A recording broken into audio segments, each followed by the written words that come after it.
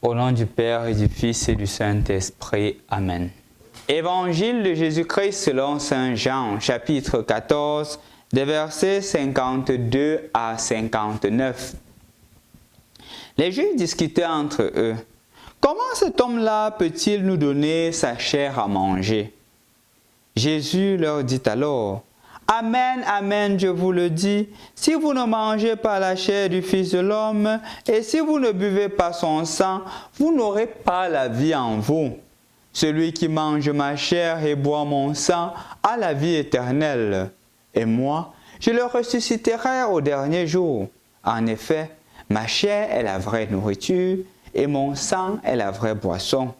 Celui qui mange ma chair et boit mon sang demeure en moi, et moi je demeure en lui. De même que le Père qui est vivant m'a envoyé, et que moi je vis par le Père, de même aussi celui qui me mangera vivra par moi. Tel est le pain qui descend du ciel. Il n'est pas comme celui que vos pères ont mangé. Eux, ils sont morts. Celui qui mange ce pain vivra éternellement. Voilà ce que Jésus a dit dans son enseignement à la synagogue de Capharnaüm. Bonjour chers frères et sœurs dans le Christ. Rendu au vendredi de la 3e semaine du temps de Pâques, les lectures nous invitent à réapprofondir le mystère pascal. Le mystère pascal qui est centré justement sur le Christ. Le mystère pascal qui a un caractère christocentrique.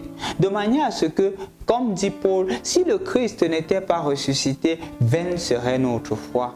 Comme pour dire que l'essence même de notre être chrétien, c'est à cause de la résurrection du Christ. Celui dont Thomas a dit dimanche passé, mon Seigneur et mon Dieu. Celui dont Thomas a été capable de professer la foi. C'est Jésus qui est son Seigneur et son Dieu.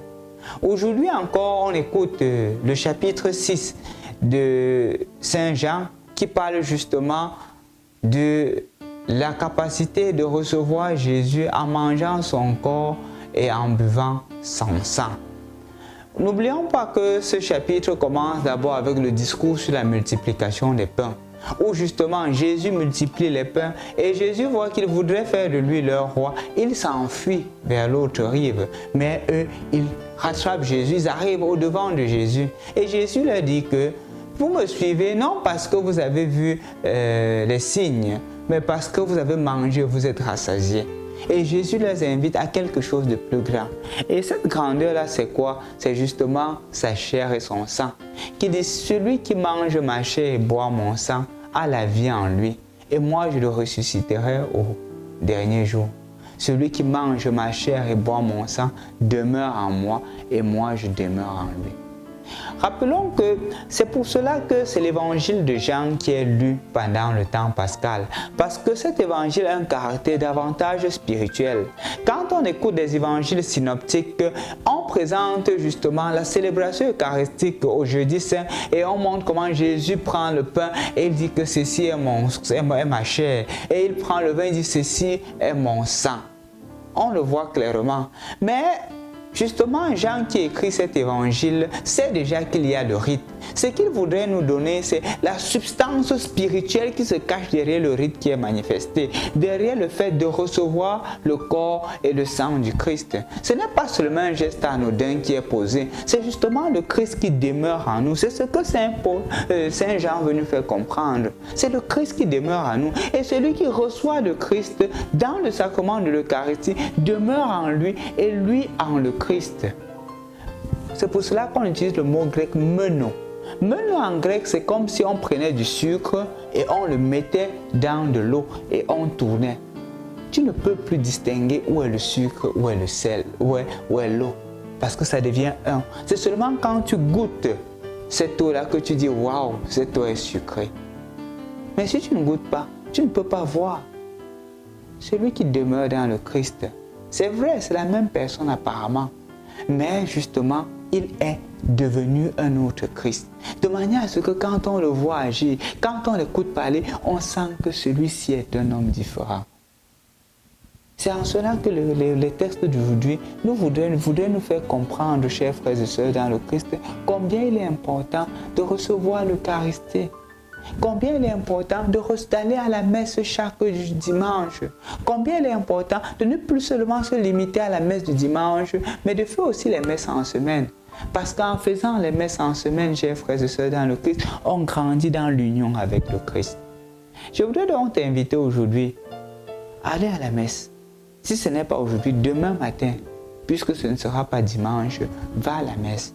En allant à la messe, reçois le Christ. Parce qu'aujourd'hui, il te dit, celui qui mange ma chair et boit mon sang, demeure en moi et moi je demeure en lui.